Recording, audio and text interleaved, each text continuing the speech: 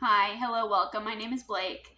It is July. That means it is mid-year freak out time. I love doing this tag every year. I love watching this tag.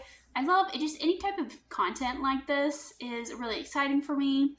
I love reflecting back on what I've read so far in the year and looking at what's to come over the course of the rest of the year.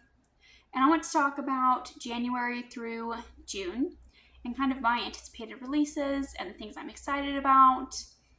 And I have 14 questions here, and I'm just going to go ahead and get into them. Question 1 is, what is your favorite read of the year so far? And for this one, I have A Little Hatred by Joe Abercrombie.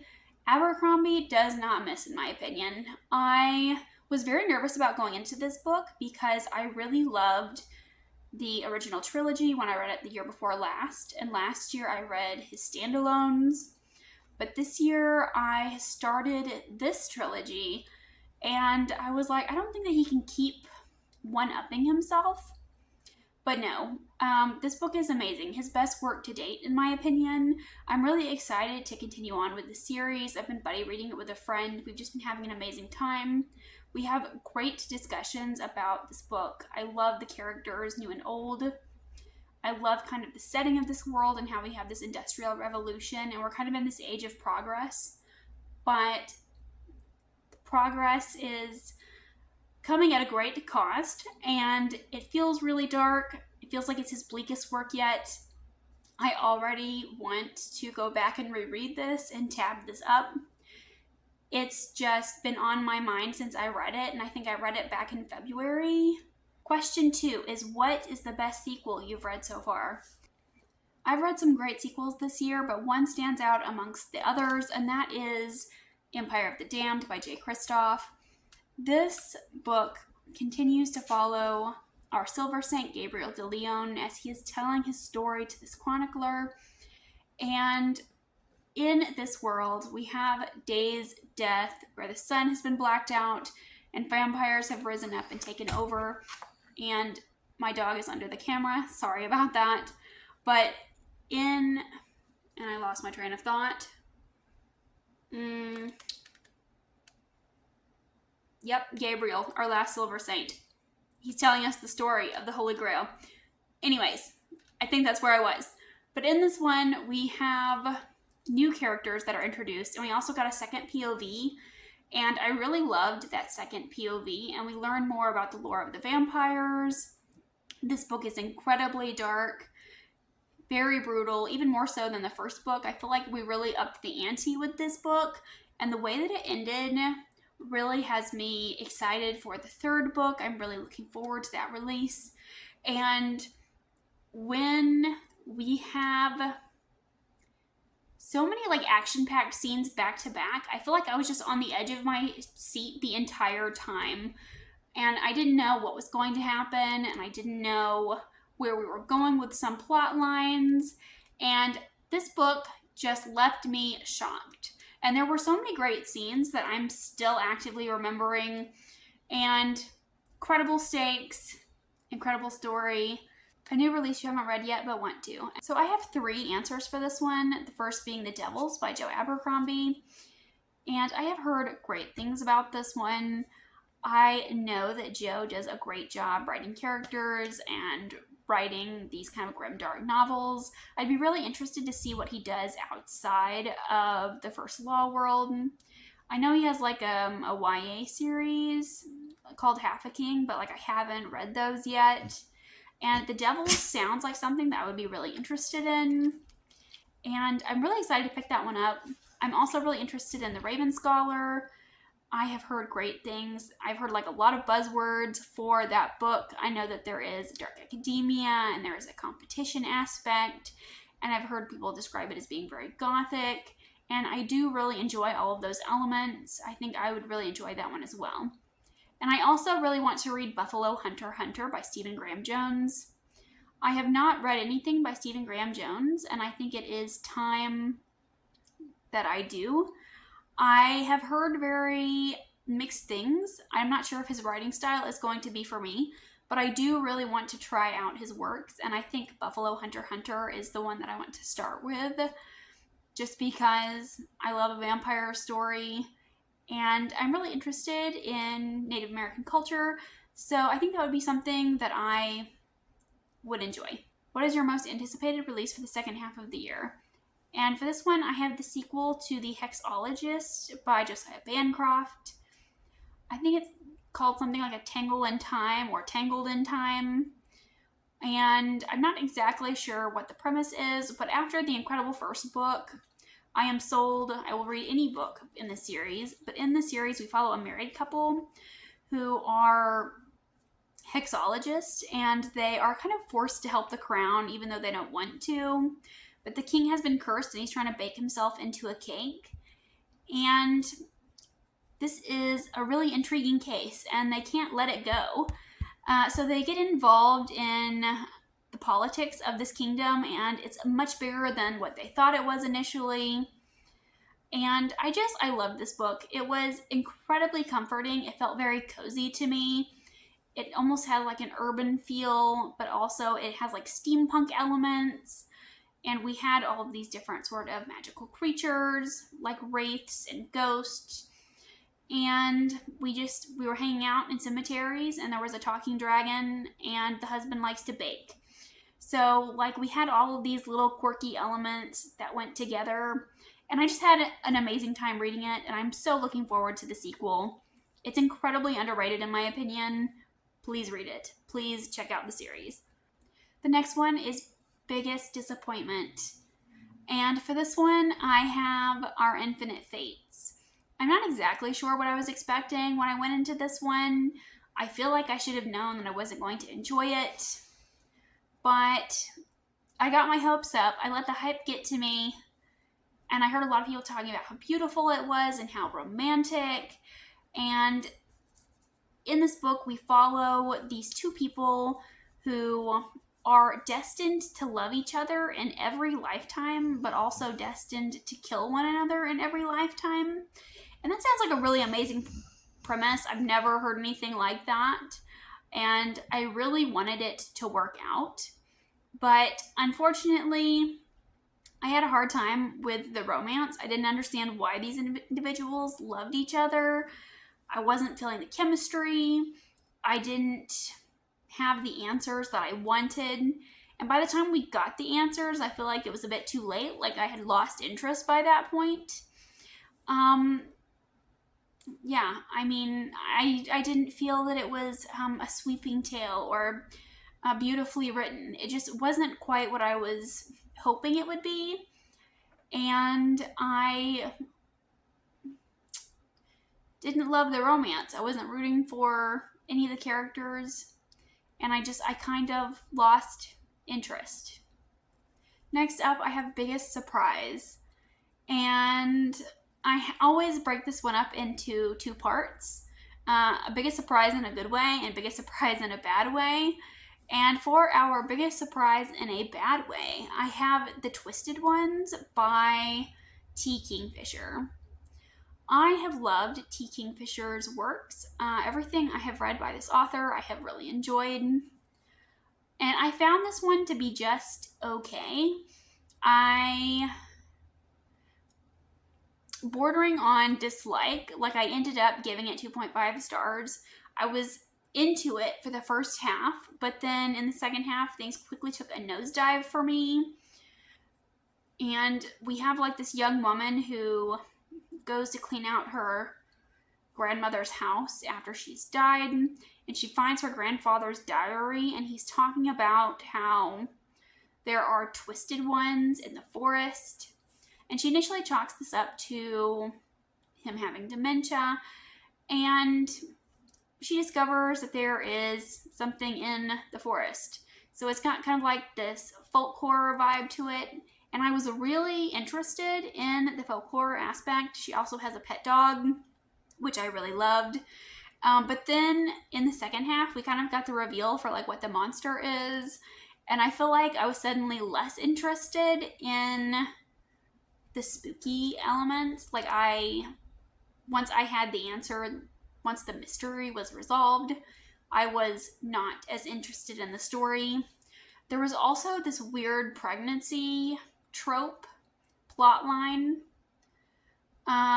in the story, and I was not sold on that. It really grossed me out. Anything with pregnancy creeps me out to the max. And it makes me feel physically ill. And I had to put the book down for a while before I could come back to it, because I didn't want to read about Twisted One pregnancies. So do with that information what you will. I think that book was not to my taste. But everything else I have read by T. Kingfisher, I have loved. My biggest surprise, in a good way, was What the River Knows by Isabel Ibanez. This is a YA historical fantasy. It's very similar to the Mummy film. And I am not someone who reads YA fantasy a lot anymore.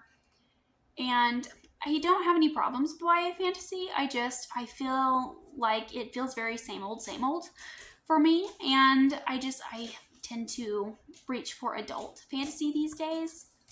And I was very nervous going into this one, but it was a really fun time. I was not crazy about the romance, but I did really like the light fantasy elements. I loved being in like 1930s Cairo. We have kind of this young woman who has lost everything. Her parents have died, and she goes to Cairo to figure out what happened to them because they were explorers, and she wants to be an explorer like her parents. And she kind of just runs away to Cairo to get answers. And of course, she lands into far more than she bargains for.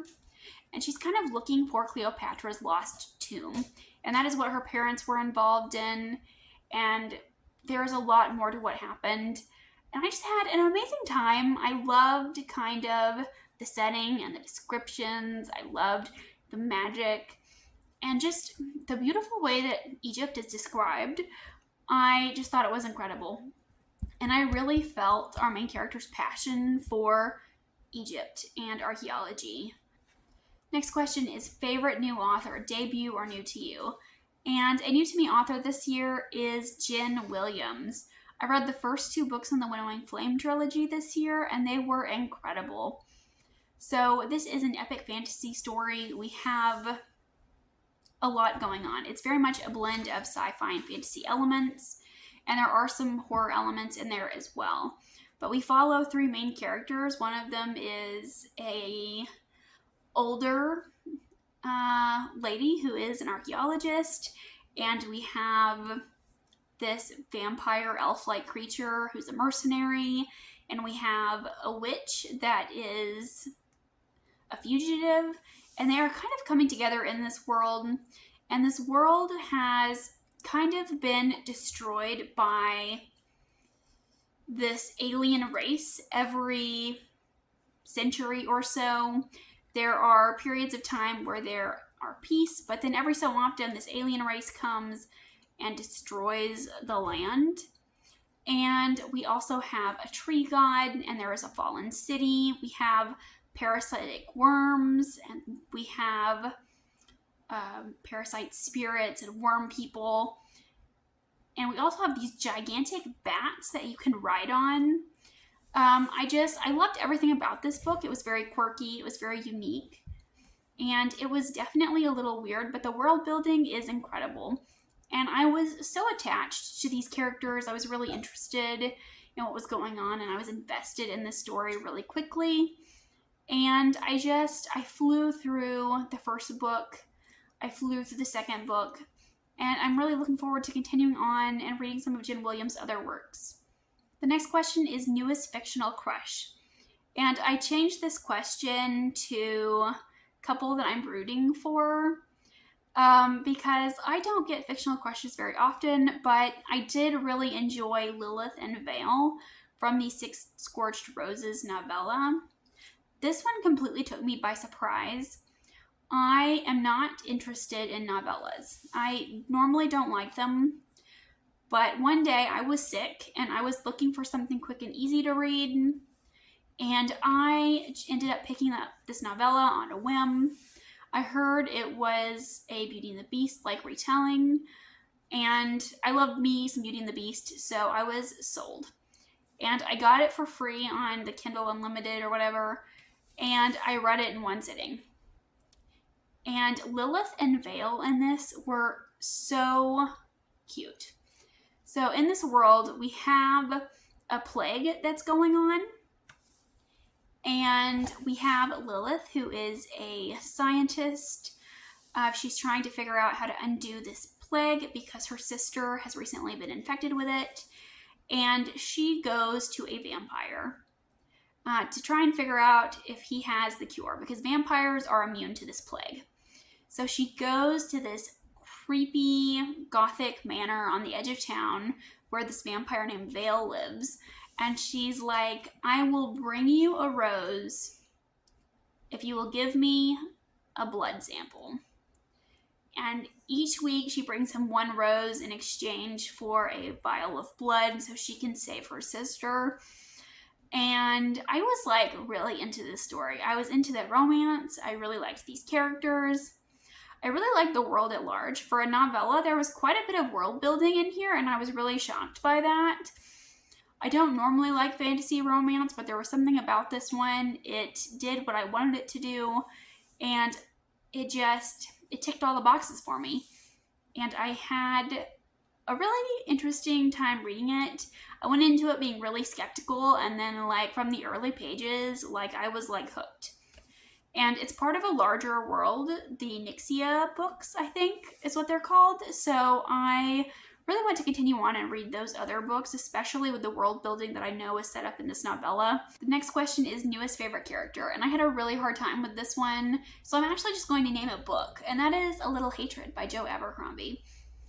And in this one, we have a new cast of characters. We are following some of the children from some characters from the original trilogy and from the standalones. And I loved seeing these characters. And I've only read the first book. I feel like I can't pick a favorite yet. But there are some really great characters in here. And I know that... How do I put this? Joe makes me feel a lot of ways about characters. And I feel like over the course of reading the original trilogy and reading the standalones, my feelings about certain characters kind of waxed and waned. And there were certain characters that I hated with a passion, and there were others that I really strongly loved. And I have not developed those feelings for these characters yet. Like, I really enjoy these new characters, but also at the same time, I feel like they are well written, but I want to see more of them. Like, I can't pick my favorite at this point, because I'm sure that he's going to make me love some people and hate other people. And I haven't decided who my favorite is yet. But like, stay tuned for after book 2. I will tell you who my favorite is, because I'm sure that there will be a clear-cut winner at some point. I don't know when that point is. But just all of the characters that are new in this one are excellent. The next question, it is a book that made you cry. And I don't have many books that make me cry. I go through periods sometimes where I'm like super weepy when reading, and then other times I'm not. But I haven't had any outright make me cry this year, but there was one that made me a little emotional, and that is Emily Wilde's Compendium of Lost Tales. This is the conclusion to the Emily Wilde trilogy, and in this one, over the course of the trilogy, we see Emily with her dog Shadow. And Shadow is a Grimm, and he is Emily's faithful companion. And over the course of the trilogy, we see Shadow age. And by the time we get to the end of the trilogy, he is an old dog, and he's having, a hard time with mobility, and,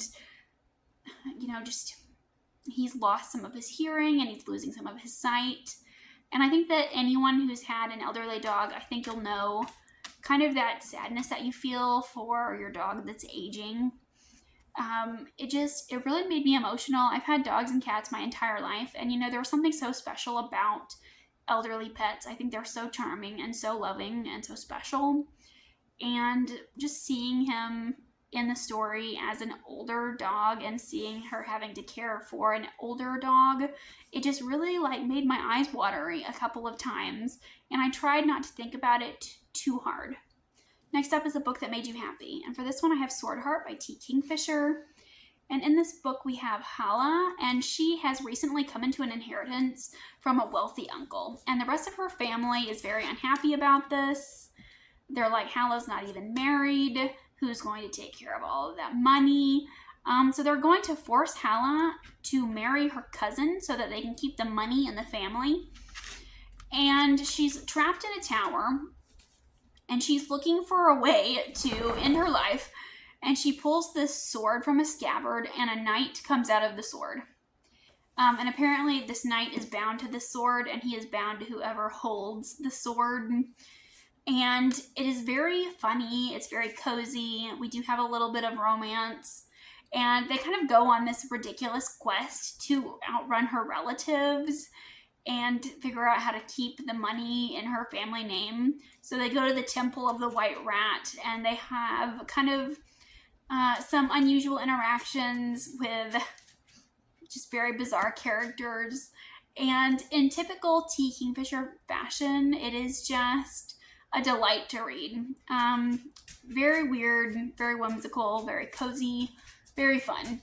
I feel like she really excels at that. And then, like, it feels like a modern fairy tale, and that is what I read T. Kingfisher for. I had a great time, and I laughed a couple of times while reading. It was just too funny, too cute. I loved it. And next up, I have Best Adaptation, and I never have an answer for this question. I feel like I don't watch a ton of adaptations, so I'm changing this one to a book that I would like to see adapted. For this one, I have the Emily Wilde trilogy. After having wrapped up the trilogy, I feel like this would be a really amazing animated film. I would really like to see the Fey Realm in all of its animated glory. There are like angry snails, and there are these ghostly hunter spirits, and then we have these little brownies, and I feel like it would look really beautiful on screen. And I feel like the author, Heather Fawcett, really puts a lot of time and effort into the descriptions for this world and the setting and into these fey creatures. And I feel like that would be amazing to see on screen. Next question I have here is, what are the most beautiful books you've bought or received this year? And I have a couple. The first one I have is The Dark Queen Rises. I think this is the sequel. And I have not read the series, but I love that cover. So many beautiful colors. And I also have this edition of A Language of Dragons, which I got from the used bookstore. I haven't seen any other covers like this. I don't know if this is a special edition or if this is like a UK edition. That's what the outside looks like. And then we have these really beautiful end pages. And the next question is, what books would you like to read by the end of the year? I'm still chipping away at Wind and Truth by Brandon Sanderson. I really would like to finish that. I'd like to finish Mistborn Era 1. I have The Hero of Ages left to read. And I would like to read The Djinn Bot of Shantyport. I've heard that this is like an Aladdin retelling in space, and it's pretty short. I've heard good things. I think Angela from Literature Science Alliance read it earlier this year and really enjoyed it. I would also like to read The Shadow of the Gods by John Gwynne. My friend and I have talked about buddy reading this one. I'm hoping this is something that we get to by the end of the year. I really love the covers for these, and I know that John Gwynne is an incredible writer. And I read his Malice series, or the Faithful and the Fallen series, and like they were good. They were well written, but I don't love the classic fantasy tropes unnecessarily, so I didn't like some of the tropes that were in that story. I feel like this book would be more to my taste. I also have The Justice of Kings by Richard Swan. I started this one and then I got distracted and put it down, so I'm just going to restart this one all over again, and I really think I'll enjoy it. It wasn't what I was expecting it to be when I first started, but I am really interested in this one. I know a lot of people really like it, so I do want to give it a try. I would also like to continue on with the Dresden Files this year. But those are all of the books that I wanted to talk about for my mid-year freakout tag. Let me know if you've also done the mid-year freakout tag. Let me know your answers for these questions because I would love to know. Thank you so much for watching, and I'll see you again with another video soon.